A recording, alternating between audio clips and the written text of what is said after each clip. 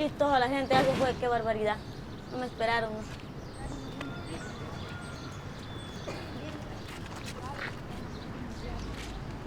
¿No? Madre, todavía quedó flojo, ¿eh?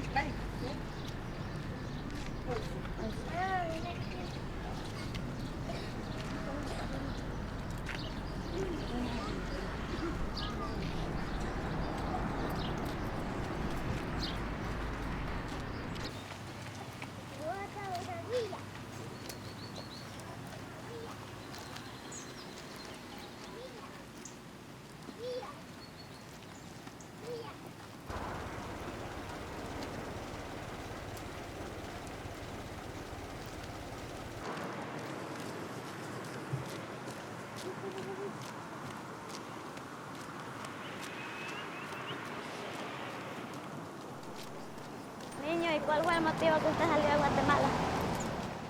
Con mi casa, con mis patas. Pero hay trabajo en Guatemala. Está barrido, más que barrido que fue. De maravilla esta caminata. Nunca se lo va a olvidar. Y Un recuerdo para toda la vida. hasta dónde quiere llegar. Hasta los Estados Unidos. ¿Qué piensa hacer usted allá en Estados Unidos? Trabajar, No, trabajar no, niña. estudiar, Estudiar, ¿y qué más, niña? trabajar. ¿Ser alguien en la vida? Sí. Ah, bueno, niña. ¿Con quién viene usted? Con mi mamá y mi abuela, la Caluz. Niña, ¿cuál es su nombre? La Celia López. Ah, bueno, niña. Ay, Terminó la entrevista. Ah, falta usted. Niño, ¿con quién viene usted? Ah, bueno. ¿Con quién salió usted de Guatemala?